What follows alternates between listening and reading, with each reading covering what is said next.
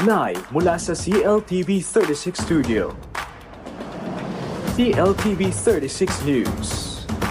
Maya Pabengi, Pampanga, magandang gabi, Central Luzon. Ako po si JM De Jesus at oras na para sa mga maiinit na balitang Central Luzon ngayong Miyerkules, November 26. Pagtugi sa mga sospek sa pagpatay sa barangay chairman sa Masantola, pinaigting ng Pampanga Police. PBBM admin, pinangkaw mo nung i-blackmail ni Zaldico. KBP at OCD nagkaisa para maghatid ng kaalaman sa disaster preparedness sa mga kabataan.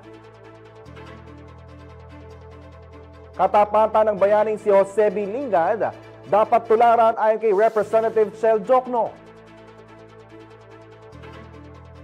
At parada ni Miss Grand International Emma Tiglao, dinagsa ng mga kabalen at pageant fans.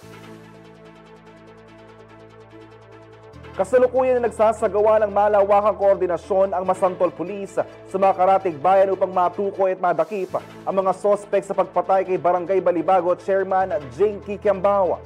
Nangyari ang insidente sa Barangay Alauli nitong Martes, November 25, kung saan isa pang kapitan ang sugatan dahil sa pamamaril.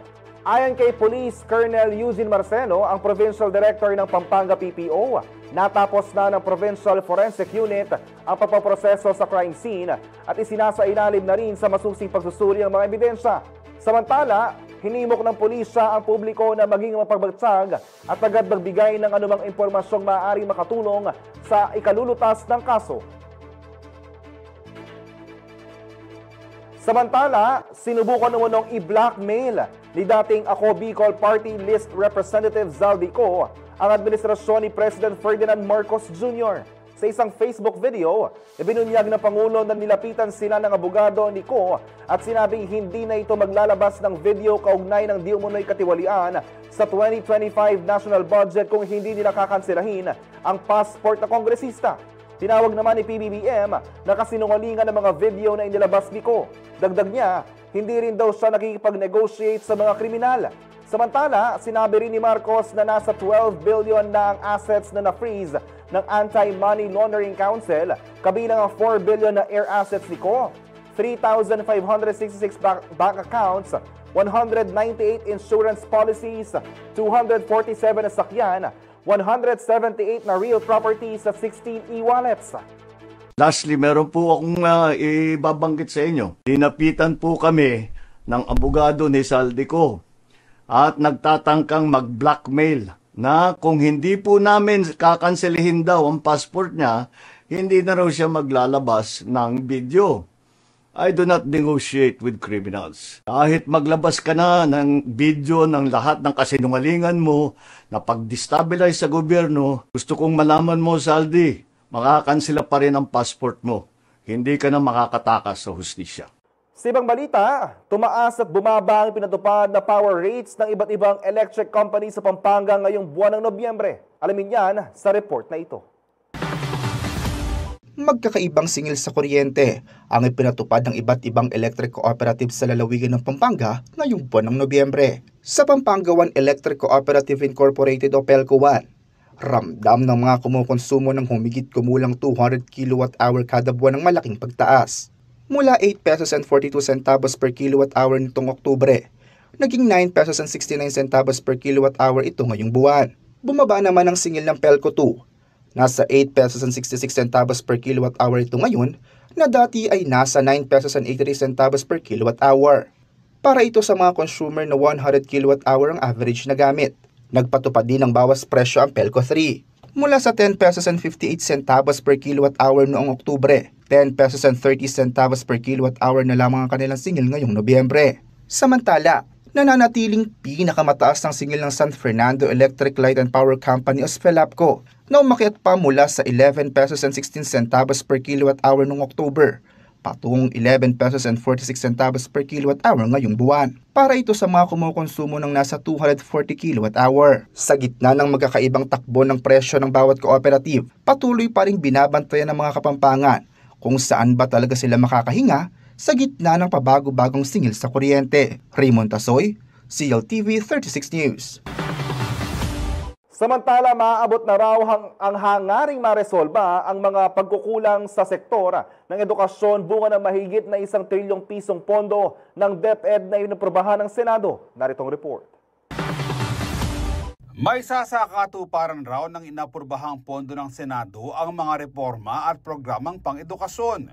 Binigyang diin ni Education Secretary Sani Angara na ang pinakamataas sa budget sa kasaysayan ng Department of Education o DepEd ay malinaw na indikasyon ng suporta para mapabilis ang pagpapatupad ng mga reforma, mapataas ang kalidad ng pag-aaral at maisulong ang accountability at paghahanda para sa darating na panahon nitong Lunes, November 25. Pinagtibay ng mataas sa kapulungan ang 1.044 trillion pesos sa pondo para sa DepEd sa 2026. Mas mataas ito ng 77 billion pesos kumpara sa House-approved budget. Ani Angara, ipinapakita raw nito na inaasahan ng Kongreso at Taong Bayan na maghahatid ng malinaw na resulta ang kagawaran na may transparency, urgency at integridad. Kabilang sa mga programang nakatanggap ng dagdag pondo ay ang produksyon ng textbook at learning materials na may 29.29 billion pesos, school-based feeding program na may 28.66 billion pesos, disaster response at school safety systems na may 3.77 billion pesos, school infrastructure na sa 85.41 billion pesos. Kabilang pa sa mga programang may dagdag pondo ang Last Mile Schools Program, Human Resource Development, Alternative Learning System, Electrification of Schools, Indigenous Peoples Education, Special Needs Education at Madrasa Education Program. Saklaw rin ng pinalawak na pondo ang paglikha ng 323,916 bagong teaching items, 6,000 principal items, 10,000 Administrative Officer 2 positions at 5,000 Project Development Officer 1 posts, kasama ang iba pang benepisyo. Ako si Jody Dizon Mercado para sa CLTV 36 News. Makisali sa diskusyon ng ating mga balita. I-post ang inyong mga komento at reaksyon sa inyong napanood na mga balita sa ating social media platforms. Sa Facebook, CLTV36 Official, CLTV36 News. Sa X, CLTV36. Sa Instagram, CLTV36 Official. At sa aming YouTube channel, CLTV36 Official. Manatili nakatutok para sa iba pang mga balita ngayong araw.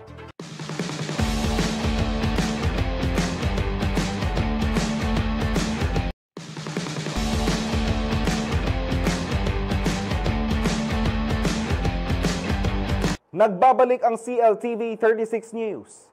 Naging makabuluhan ang pulong balitaan ng kapisanan ng mga broadcaster ng Pilipinas Pampanga Chapter kasama ng Office of Civil Defense kung saan tinalakay ang pagiging handa sa kalamidad. Naritong report.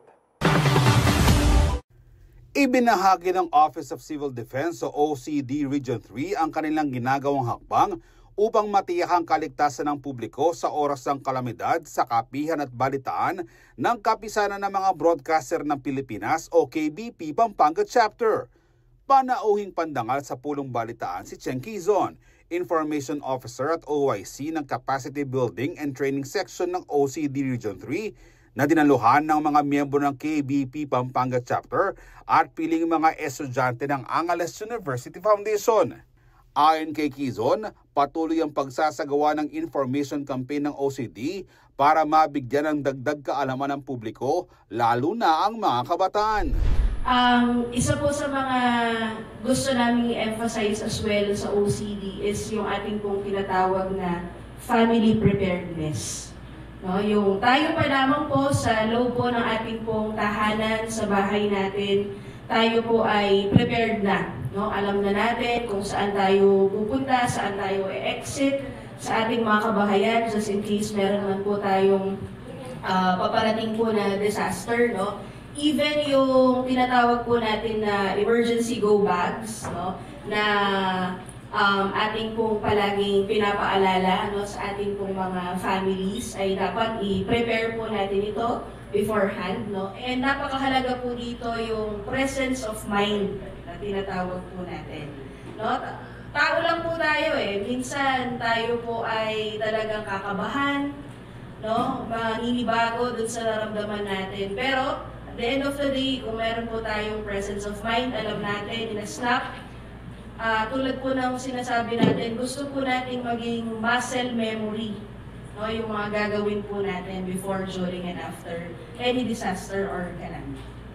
Mas pinalakas na rin daw ang kakayanan ng OCD mula sa preparasyon hanggang sa pagresponde sa epekto ng kalamidad, tulad na lamang ng pag-deploy ng MOCOV vehicle at ang paggamit ng HAZ Hunter online.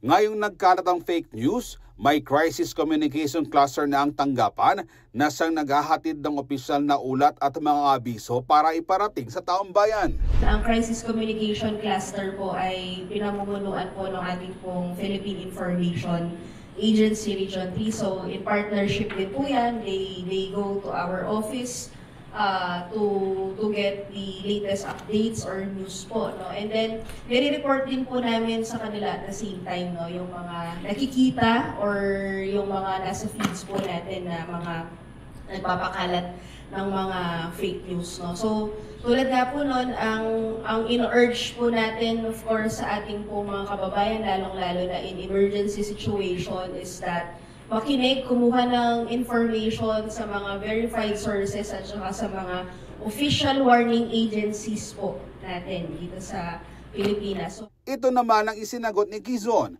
nang may tanong ng mga kabataan kung ano ang dapat gawin kung sakaling mangyari ang di umano'y nakaambang malakas na lindol na tinaguriang The Big One. Ang gusto nating iparating is parang tatlo po yan eh. No, yung una po is yung personal preparedness po natin. Kung gaano po tayo kahanda, no? For example, sa isa pong lindol. No? Pangalawa po is that paano po yung mga infra natin, gaano sila katibay. No? Can they withstand a magnitude 8 earthquake? No? So yun po yung pangalawa. And then yung pangatlo, of course, yung gaano po kabilis, no, yung mga local responders po natin to respond on the ground, no, kapag nangyari po itong mga earthquake nito. And you have also mentioned earlier, ma'am, the resources. No? So lahat po ng mga ating pong mga local government units ay meron pong tinatawag na contingency plan, no, specifically for earthquake. Layunin ng Kapihan Balitaan na isinagawa sa St. John Paul II Hall sa AUF Professional Schools na magkaroon ng malakas na ugnayan ng iba't ibang sektor para makapaghatid ng impormasyong mahalaga sa pamumuhay ng mamamayan. Ako si Jody Dizon Mercado para sa CLTV 36 News. Samantala, namangha ang Santa Monica, Los Angeles ng pasinayaan ang 20-foot parol San Fernando na siyang pinakamalaking parol na naipadala sa labas ng Pilipinas. Naging sentro ito ng makulay na Paskong Pinoy celebration na dinagsa ng mga kababayan at lokal na residente. Alamin ang buong Italia mula kay Raymond Tasoy. Nagningning ang diwa ng Paskong Pinoy sa USA matapos pasinayaan sa harap ng bagong Island Pacific Supermarket sa Santa Monica, Los Angeles, California, ang higanteng 20-foot parol San Fernando. Matagumpay na naipakita ang parol na bunga ng buwan-buwang pagdidisenyo, pagbubuo, wiring, paglalagay ng bombilya, at maingat na pagtransport mula Pilipinas. Ito rin ang naging highlight ng Paskong Pinoy Barkada Fiesta Series 2025 na dinagsan ng daan-daang Pilipino at mga tiga-LA. Itinuturing ito bilang pinakamalaking parol San Fernando na naipadala sa labas ng bansa at simbolo ng galing ng mga parol makers ng San Fernando. Si Master Lantern Maker Arvin Kiwa ang nanguna sa pagbuo ng parol na may temang pag-ibig, pag-asa, pananampalataya, kapayapaan at tahanan. Kaugnay niya, nagpaabot ng pasasalamat si Mayor Vilma Valle Caluwag sa Island Pacific at Department of Trade and Industry, Philippine Trade and Investment Center o DTI-PTIC sa pagbibigay ng global platform para sa kulturang Fernandino. Ayon sa alkalde, higit sa pagpapakita ng world-class craftsmanship, mas mahalaga ang pagkakaisa ng mga Pilipino abroad mula sa pagsasalo ng pagkain, kwento at tradisyon na muli nagpapaalala ng pakiramdam ng tahanan. Kasi syempre, yung marami kasi sa kanila nakakita ng Pasko, kaya naging interesado talaga silang pumunta. Excited sila makita giant lantern at dito sa Island City. Ibinahagi naman ng Island Pacific owners na sina Jefferson Niño Lim at Chris Taranilo ang likayang hatid ng parul dahil kahit matagal na silang naninirahan sa Amerika, na ipaparamdam nito sa kanila ang init ng Paskong Pinoy. Tiniyak nilang ipagpapatuloy ang tradisyon sa iba pang komunidad sa California. Bukod sa parul, tampok sa selebrasyon ng masiglang food at trade fair na nagpapakita ng mga produktong Pilipino, song and dance performances, bingo, street food party, at roaming jeepney at tricycle na kinagiliwan ng mga bisita. Layo din ang aktibidad na dalhin ng mga tanawin, tunog at lasa ng Pilipinas sa LA. Samantala, dumalo rin sa event ang opisyal na delegasyon ng San Fernando, kabilang sina Vice Mayor Aurelio Brens Gonzales, councilors mula sa Committee on Tourism, Heritage and Cultural Development. Present din ang Hizon family ng Pampangas Best, pati mga opisyal ng PTICLA, Philippine Consulate General in LA, at ang Giant Lantern Festival 2025 Executive Committee. Bago ang lighting event, nag-courtesy visit ang CSFP delegation kay Philippine Consul General in LA Adelio Angelito Cruz nitong November 20. Isang mahalagang hakbang para palakasin ang ugnayan sa edukasyon, kalusugan, at livelihood at parul tradition. Kasama si Jonathan Acordon, Raymond Tasoy, CLTV 36 News. Nasabat ng Bureau of Customs o BOC sa Port of Clark ang nasa 538 grams ng high-grade marijuana o kush na ipinadala mula Hong Kong patungong Binyan, Laguna. Nakalagay ang droga sa parcel na may label na keychains na tinataya nagkakahalaga ng 807,000 pesos.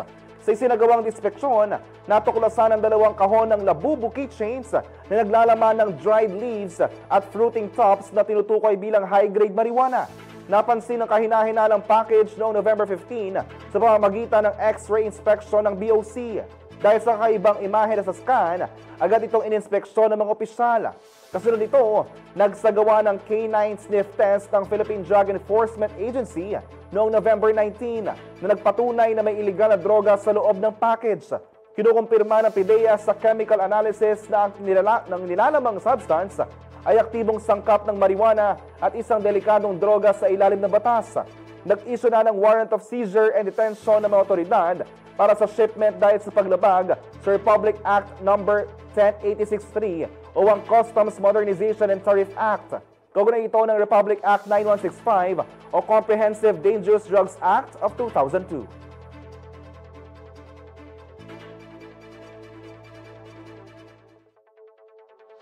Makisali sa diskusyon ng ating mga balita. I-post ang inyong mga komento at reaksyon sa inyong napanood na mga balita sa ating social media platforms. Sa Facebook at CLTV36 Official, CLTV36 News. Sa X, CLTV36. Sa Instagram, CLTV36 Official. At sa aming YouTube channel, CLTV36 Official. Manatiling nakatutok para sa iba pang mga balita ngayong araw.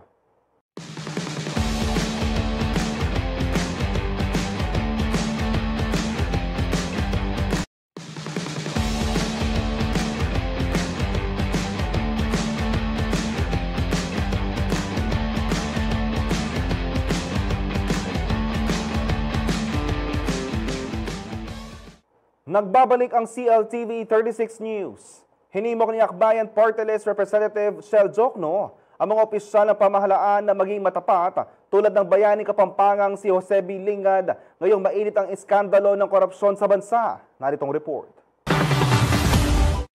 Nanawagan si Akbayan Party List Representative Shel Jokno sa mga opisyal ng pamahalaan na balikan at tularan ang pamana ni Jose B. Lingad sa tapat na paglilingkod sa gitna ng kontrobersya hinggil sa korupsyon sa bansa.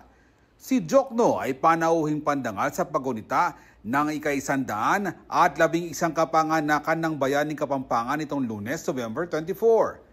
Pinangunahan ng National Historical Commission of the Philippines o NHCP sa pamamagitan ng museo ni Jose B. Lingad ang okasyon kasama ng Pamahalang Bayan ng Lubao, Jose B. Lingad Foundation, DepEd Lubao, PNP Lubao at ng Pamilya Lingad.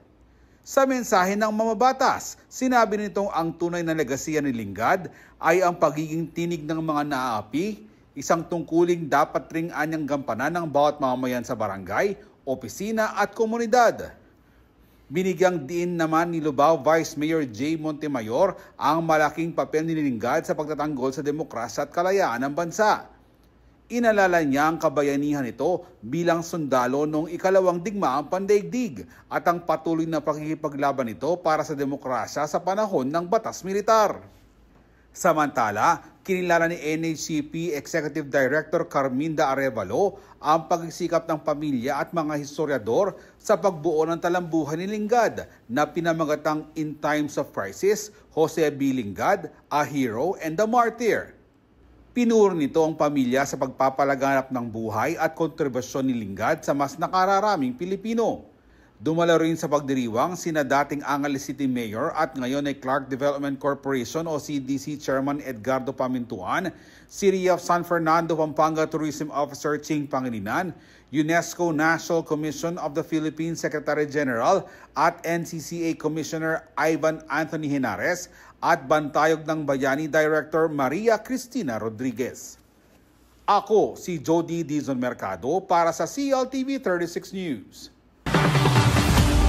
Halos 3,000 manggagawang nakatanggap ng kabayaran matapos ipagkaloob ng NLRC ang mahigit 750 million pesos na judgment awards mula sa mga kumpanyang lumabag sa labor laws.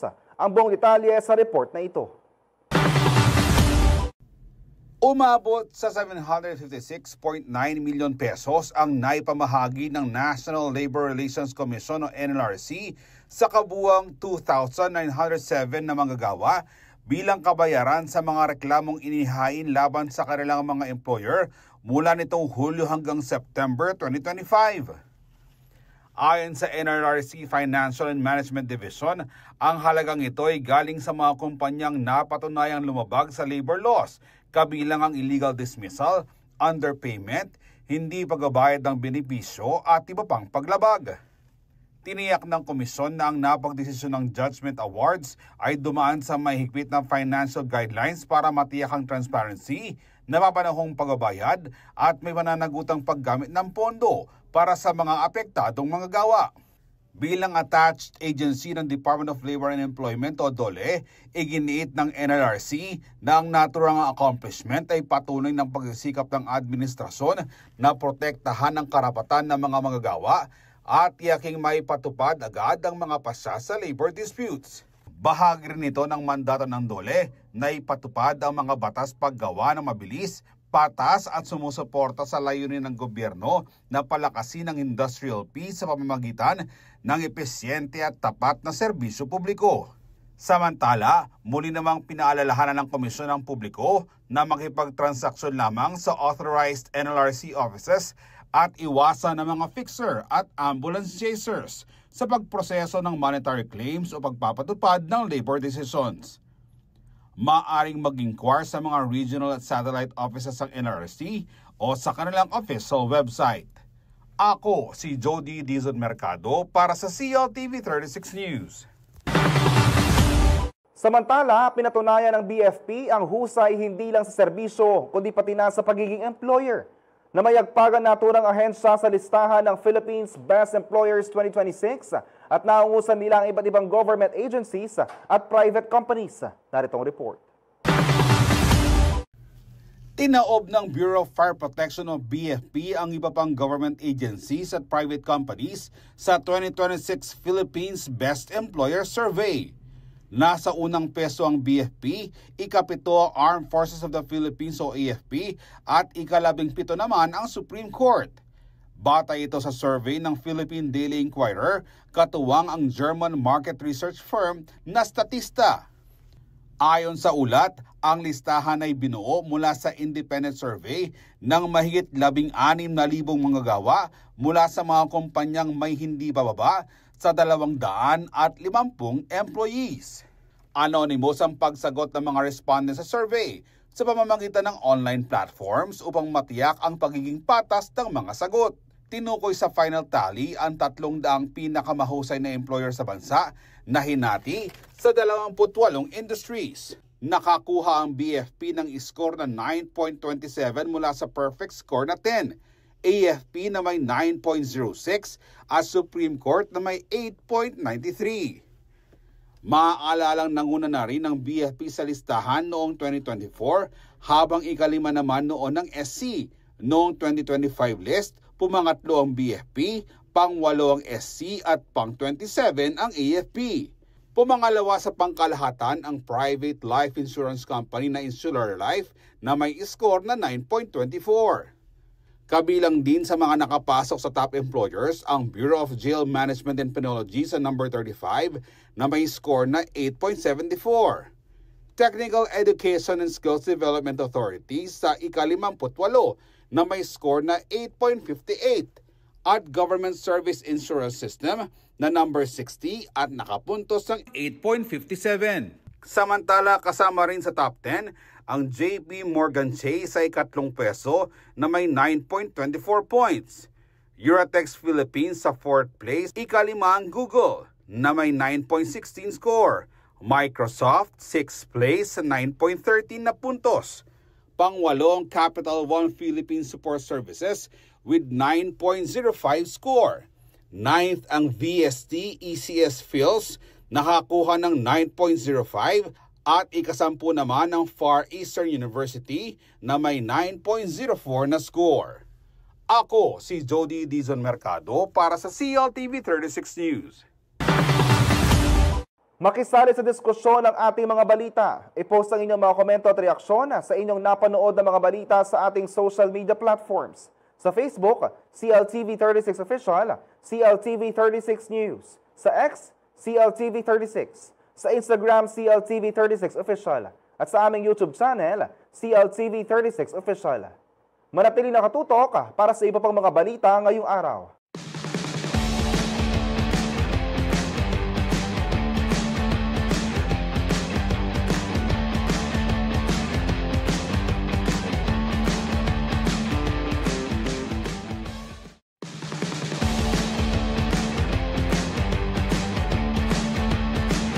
Nagbabalik ang CLTV 36 News.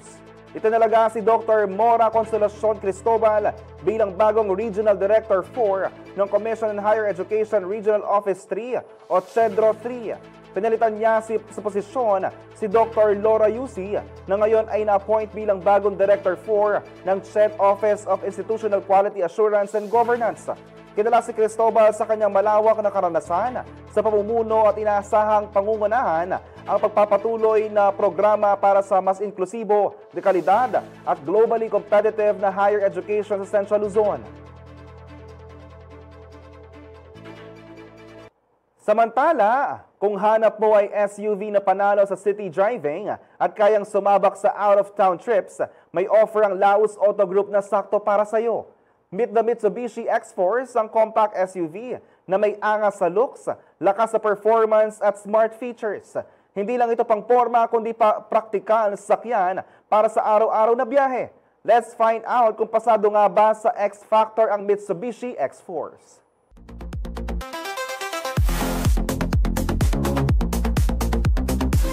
I'm Judy Ann Asuncion from Mitsubishi Carwell, Pampanga, Sales Executive po.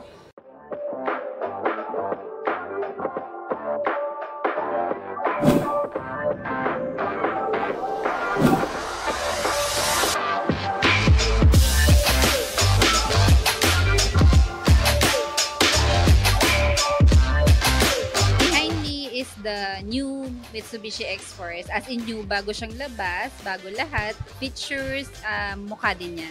Yung variant nito, ma'am, is dalawa siya. Meron siyang GLS, which is the base model, and GT, which is the top of the line. So, meron kami dito, ma'am, GLS siya, pero naka-setup siya. So, as you can see, medyo bulky yung front bumper niya, rear. Ito po is a compact SUV. Pwede siya for family, pwede din siya for personal use. Advantage din po kasi niya, ma'am, just in case po, dalawa lang yung gagamit, pwede niyang i-fold yung sa second row seat niya hanggang likod siya, no, hanggang doon sa mismong trunk niya. Full flat siya. Pwede siyang lagyanan ng mga gamit. Pwede din siya for traveling. Actually, yung X-Force po natin, ma'am, meron siyang for, actually madami siyang bagong features ngayon. Isa po doon yung mismong for drive mode niya. Pwede siya sa wet, sa gravel, sa mud, and sa normal drive mode po. And also, meron din po siyang additional features na Yamaha speaker. So, kung we're into music po na gusto natin yung magagandang music, yung bass, lahat, meron siya built-in Yamaha speaker siya for both variants po. Tapos, meron din siyang automatic tailgate. For safety features naman po, meron siyang blind spot warning, forward collision mitigation, meron din po siyang rear cross traffic alert, and leather interior of course. When it comes naman po sa airbags po niya, yung GLS po namin, meron siyang 4 airbags. Doon naman po sa top of the line, 6 airbags. Meron yung front steering, meron si side passenger, tapos both chairs po ni passenger and driver meron siya. And meron din po siyang curtain airbags. Yung engine po nito, same nung engine ng expander namin, 1.5 liter engine po. Yung tipid po niya, actually same po sila lang level ng expander po. Sa tipid naman po ng gasolina, since 1.5 engine din po siya, same siya ng expander po, kaya siya ng 11 to 12 km per liter sa city driving. Sa ano naman po, sa long drive, kaya siya hanggang 18 km per liter. So, ganun po siya katipid. Sa technology naman po, ang bago ni X-Force po is yung 12.3-inch display, which is yung pinakamalaki naming touchscreen monitor dito sa Mitsubishi. Yun ma'am, meron yung kasamang TPMS, which is yung dati wala na pong mga TPMS yung ibang units namin. Tapos meron po siyang sound type na iba-iba. At the same time po, pwede kayo mag-set ng wallpaper sa mismong touchscreen monitor namin. And plus na po yung mismong wireless charging namin. And at the same time po, Apple CarPlay and Android Auto siya. Bali, yung price po namin, ma'am, sa dalawang variant, yung GLS po, 1.367 po, plus, less, may discount po siya na 150,000 maximum po. Tapos, dun naman sa top of the line po is meron siyang price na 1.582, less 130 discount. Tapos po, yung promo po pala namin for in-house, meron siyang zero down. Piso down actually. Piso down, tapos you can drive again your car po without any cash out po. Mayroon naman tayong 2 options ma'am sa monthly. Pwede tayo mag-in-house financing, which is yung promo namin na zero down. Tapos yung monthly dito pa rin siya nun, or dun sa exclusive banks namin, or sa Laos Auto Finance. Pag naman po yung isang option natin ma'am, pwede siya mag-direct sa banko niya. Gagamitin lang niya yung less discount na 150,000. Dun sa promo po namin na piso down, meron siyang free 1-year insurance, 3 years LTO, chattel mortgage, plus yung tint, floor mats, seat cover, yung tools, 10 liters fuel, meron din po siyang periodic maintenance labor. And meron po kaming promo na 32,500 worth of Laos Group Care. Ini-invite ko po kayo na mag-visit sa dealership po namin, which is Mitsubishi Car World Pampanga. And you can check all our units po.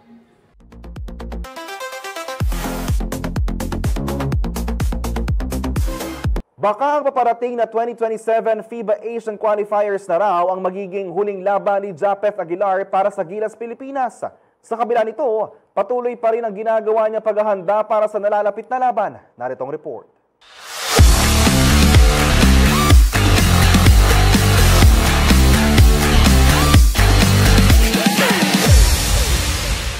Posibleng ang paparating na 2027 FIBA World Cup Asian Qualifiers sa Guam na raw ang maging huling pagkakataon ni Japeth Aguilar na maglaro para sa Gilas Pilipinas.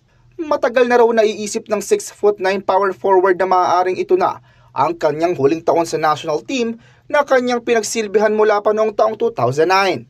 Dagdag pa niya, bago pa ito ay plano niya rin umanong magretiro. Pero naramdaman niyang kailangan niyang tumulong sa koponan, lalo na ngayong kulang ang ilang key players tulad ni Kai Sotto. Nakasalukuyang pang nagpapagaling mula sa tinamong injury noong pang-Enero. Nagpatuloy umano si Japeth sa paglalaro dahil sa kasalukuyang head coach na si Tim Cone at naniniwala siya na may maiiwang legacy ang kanyang kontribusyon sa koponan.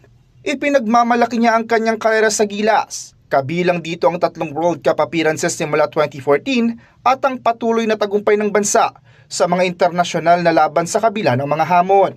Kampante naman si Aguilar na ang bagong henerasyon ng Gilas, kasama sina Kai Sotto, AJ Edu at Quentin Milora Brown ay may magandang kinabukasan at maaasahan sa national team. At yan po ang Game On. Raymond Tasoy para sa CLTV 36 News.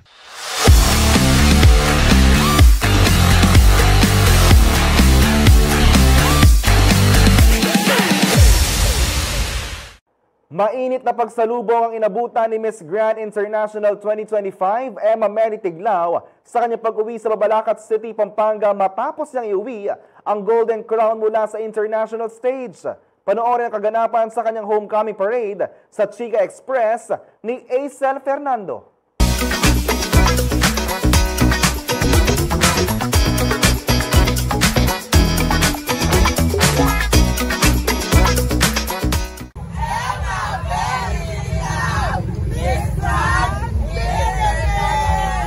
Ganito kalakas ang hiyawan ng mga taga-Mabalacat City, Pampanga sa pagsalubong kay Miss Grand International 2025 Emma Mary Tiglao sa kanyang homecoming parade ditong Martes, November 25. Back-to-back win ito para sa Pilipinas matapos manalo si CJ Opiasa noong 2024, kaya makasaysayan ang ikalawang sunod na korona para sa bansa. Lahat kami nagdadasal na manalo ka. Alam namin na nakuha mo ang best mo. Proud ako, mula langit ng galupa, proud ako sa kanya dahil nakuha na niya ang gusto niya. Tubong Mabalacat si Emma at nagtapos ng Bachelor of Science in Tourism sa Holy Angel University. Bago pa man masungkit ang MGI Golden Crown nitong October 18 sa Thailand, nakilala na siya sa iba't ibang national pageants, gaya ng Binibining Pilipinas, at ipinresenta na rin ang bansa sa Miss Intercontinental 2019. Nagpahinga siya sa pageantry sa loob ng 6 na taon at nitong July 2025, muli siyang bumalik sa entablado at itinanghal na Miss Grand International Philippines. Nakalta mo po pigdaanan. And after that, there were few national pageants I've joined and I landed, if not finalist, runner-up.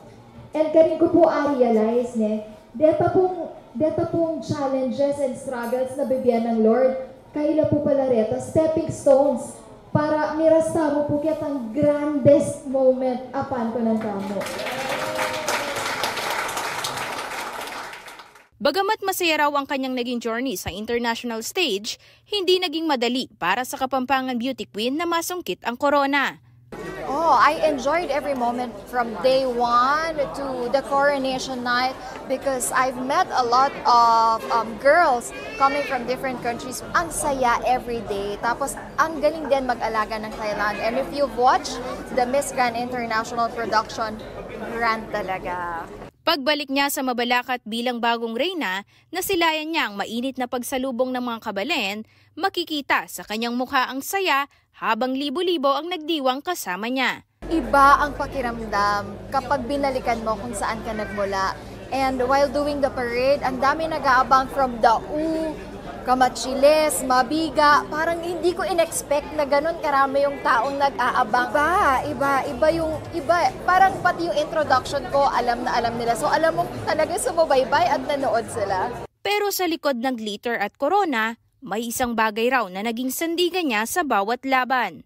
I think it's Mabalaqueño as a fighter. Kasi known tayo to be like that warrior. So siguro yun yung nadala ko, na bit-bit ko sa Grand International Stage. Ngayong may global platform na siya, mas lalo pang lumalawak ang pangarap na maisulong ang kanyang mga advokasya at planong proyekto para sa Mabalacat. First, kukontinue ko yung advocacy ko with Anak Balebalayan and the PDLs. I hope na maging wide pa yung advocacy natin. And with Mabalacat naman, I'm working with this organization na magbibigay kami ng books para naman matulungan natin mga kids, mga kabataan para sa kanilang education. Kasi ang sarap sa pakiramdam kapag nagiging inspirasyon ka. Diba yung pangarap nila magbubunga at alam nilang balang araw matutupad din yun. Samantala, kasabay ng homecoming parade, isang testimonial dinner din ang sinagawa ng City Government of Mabalacat para kay Emma. Ayon kay Mayor Gerald Aquino, malaking karangalan ang pagkapanalo ng beauty queen para sa buong syudad. Na ang pinagmulan niya, from the ladder, from the bottom, na hanggat umabot siya sa punto na nanalo siya sa Miss Grand International, ang kanyang puso ay dati pa rin sa ating syudad ng Mabalacat. Kung ano ang pinanggalingan niya, dala-dala niya to para ito maging armas niya at makuha niya ang kanyang tagumpay sa labanan sa international level. 1,000% ang proud na binibigay namin from the motorcade kanina. Maraming salamat po sa mga sumalubong hanggat dito po sa testimonial dinner. Napakaraming pumunta Napakaraming gustong makakita sa kanya. It only proves na talaga dito sa Mabalacat City, mahal na mahal si Miss Emma Tiglao. Miss Emma, thank you very much for bringing glory, honor, and pride to Mabalacat City. Masayang-masaya kami. You brought home the bacon, and I'm sure you have a more brighter days ahead of you. Sa mga kabataang Mabalakenya na nangangarap at balang araw gustong sumabak sa pageantry, isang mensahe ang iniwan ni Tiglao.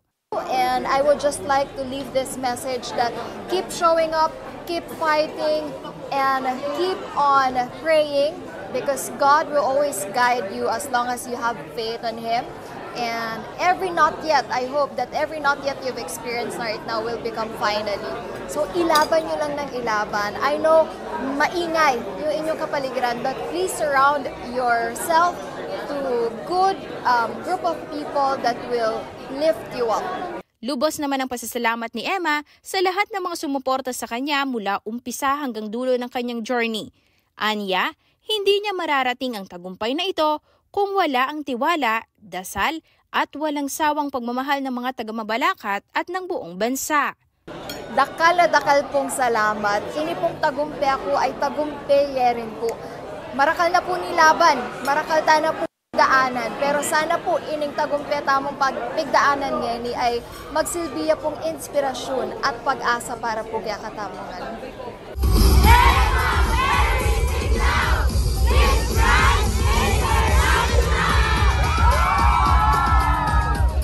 Aisel Fernando, CLTV 36 News.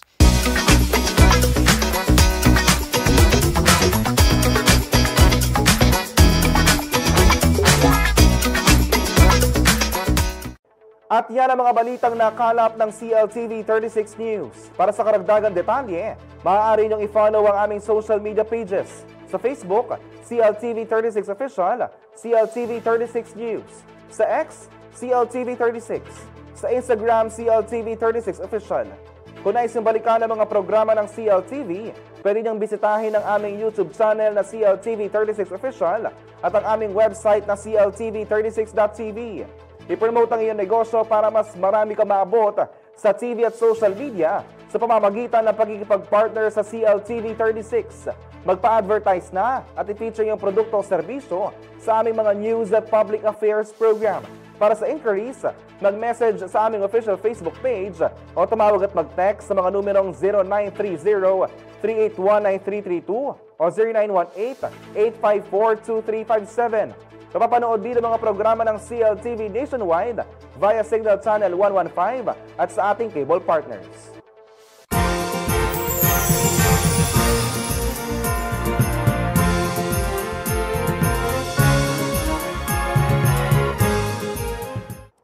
Mga kababayan, nalalapit na po ang pinakamakulay at pinakamasayang okasyon na bida nakikislapang higanteng parol ng City of San Fernando. 17 days na lamang po at Giant Lantern Festival na.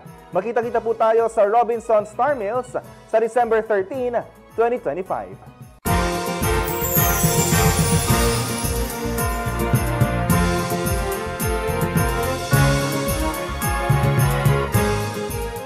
Kasama ang buong puwersa ng CLTV News and Current Affairs, ako po si JM De Jesus, mga kabalen. 29 days na lamang po at Pasko na. Maraming salamat po.